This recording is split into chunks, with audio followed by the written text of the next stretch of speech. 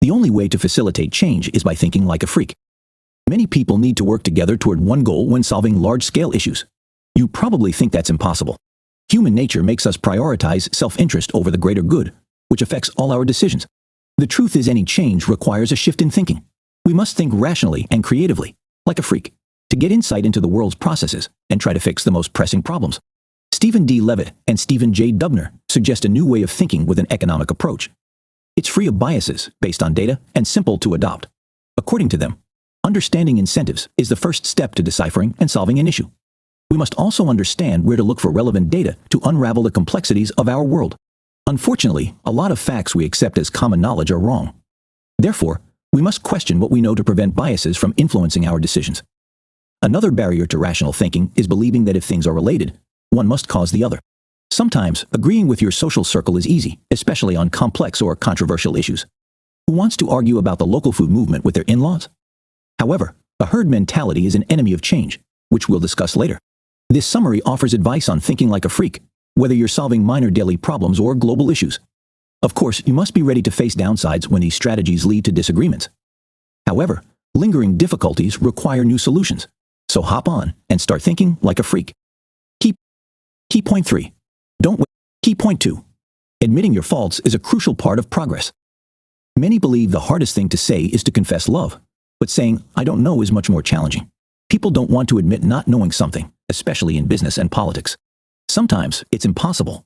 When multiple factors affect an issue, you have to guess which ones had an impact and which were coincidental. You must predict the future by filling in the gaps in knowledge with guesswork. A study by CXO Advisory Group revealed that stock market predictions were around 50% correct. No one, including the experts, knows everything. So why do we hide it? Again, we choose our reputation over the greater good. Appearing smart is a powerful incentive. Concealing gaps in knowledge might make you seem more competent, but it prevents you from learning. Once you admit you don't know everything, you can start learning, which is only possible with feedback. Otherwise, it's like figuring out a bread recipe without baking it. You'll never know which proportions or processes work. Business is more complex than baking a loaf of bread, so you must think creatively to collect feedback.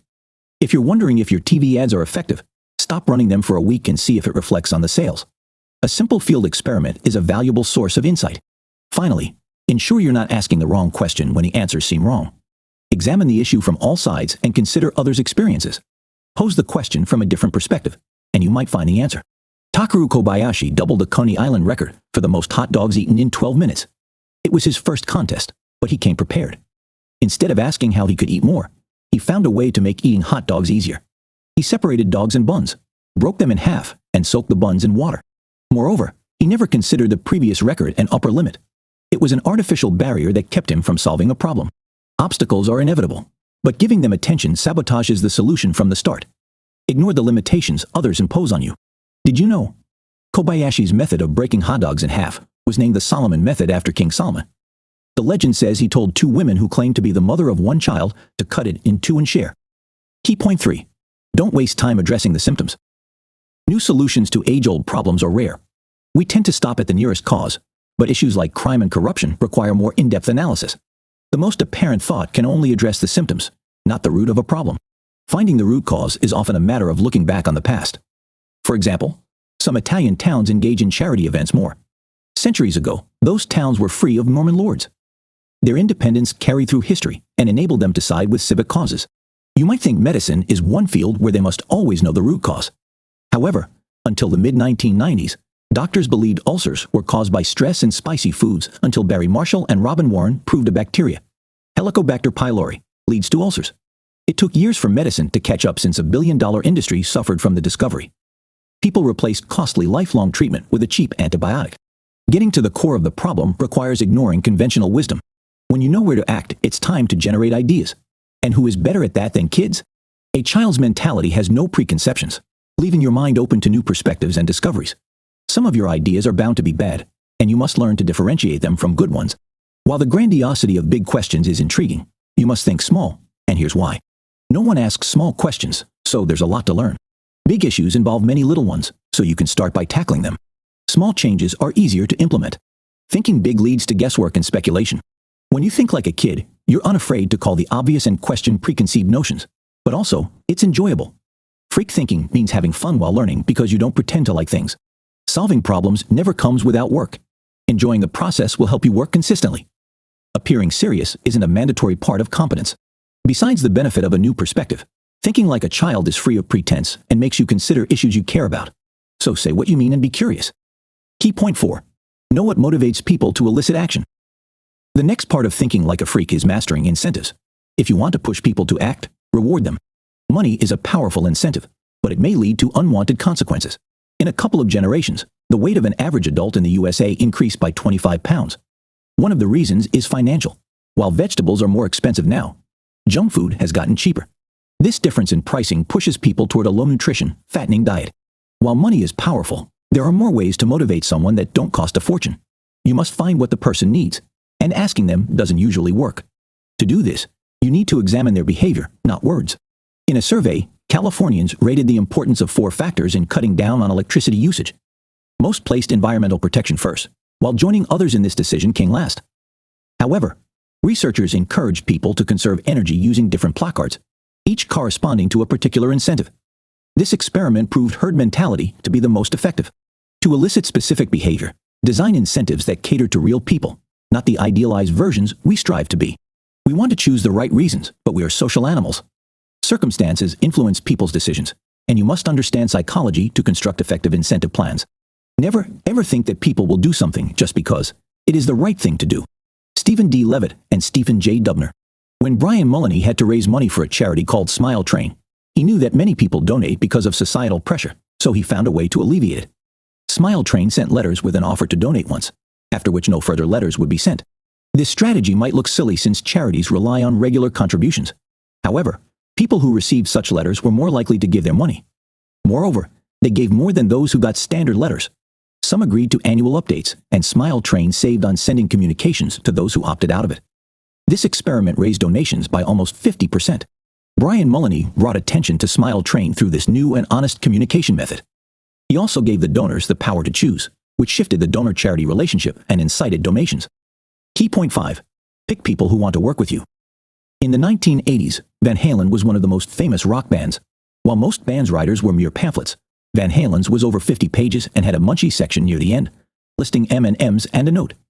Absolutely no brown ones. Surprisingly, this request wasn't a bizarre preference. Van Halen's shows were huge spectacles involving enormous set pieces, lighting, and audio equipment. Many venues couldn't provide the necessary power and structural support, which might have endangered people. So the brown M&Ms in the dressing room clearly showed that the staff hadn't read the writer carefully. This trick made the team reveal their guilt with no words. Similarly, King Solomon's suggestion to split a baby in half revealed which woman was cruel enough to let the baby die if she couldn't keep it. The other woman would rather give up her child than see it suffer. Those who lie will react to incentives differently, so you must know which tools to have in such cases, just like Van Halen used. When hiring employees, adding steps to an application process seems counterintuitive, decreasing the number of applicants. However, only those willing to go through all steps diligently will apply. Hence, a more serious attitude toward the job and decreased turnover. Both these examples make people sort themselves depending on the requirements you set. Whether you're upfront about it or manipulative, a weeding process is a valuable tool to save the time you'd spend manually sorting through applications. Manipulation and uncomfortable questions will sometimes bring accusations about your character. When persuading someone, the best strategy is to change the subject and avoid conflict. If you're backed into a corner, here are some tips on persuasion. Understand that it's difficult. People don't surrender their beliefs easily, even when presented with opposing data. Your argument is compelling only when it resonates with your communicator. Presenting your point as the perfect solution makes your opponent scrutinize it harder. Admit when your opponent is right. Otherwise, they won't be willing to continue a constructive dialogue. Opting for insults won't make an ally. Show, don't tell.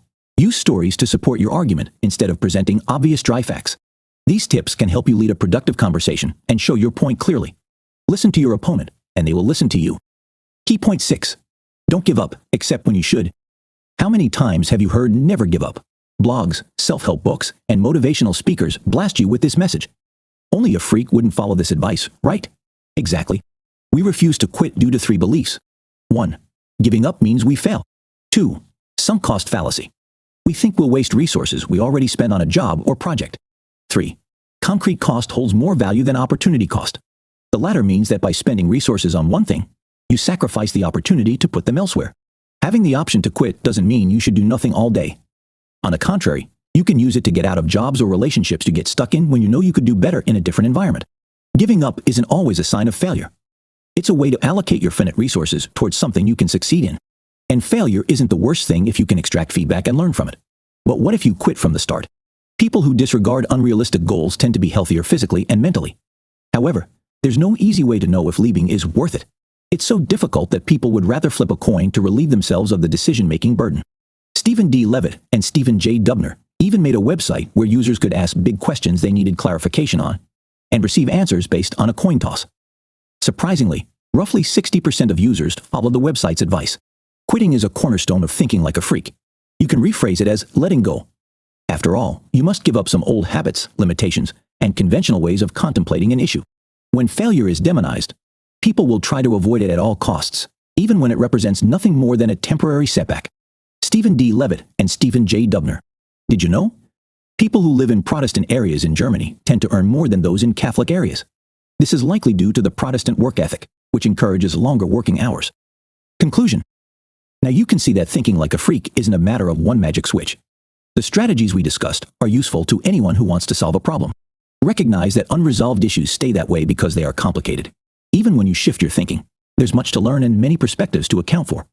Acknowledge the real limitations and ignore artificial ones. Improvement can only come from knowing what you need to work on. Some projects fail for various reasons, political, economic, etc. Focus on the factors you can control and put in the effort. A failed task shouldn't stop you from doing great things, so don't run away from mistakes and challenges. When you tackle a large-scale issue, don't overwork yourself by trying to finish every task alone. Such undertakings require a lot of resources that one person cannot provide. Use the tools we discussed to gather a team you trust. Once you unite people, you must think of incentives to motivate certain behaviors. Now you have much to change and contemplate. It's your turn to take action and start your freak thinking journey. Try this. Premortem, a term coined by psychologist Gary Klein, means finding faults before they reveal themselves in practice instead of a postmortem when you look for the cause of failure after the fact. Imagine your project fails and write down why. This trick can help fix issues you or your team are reluctant to address. Make the notes anonymous for more honest feedback.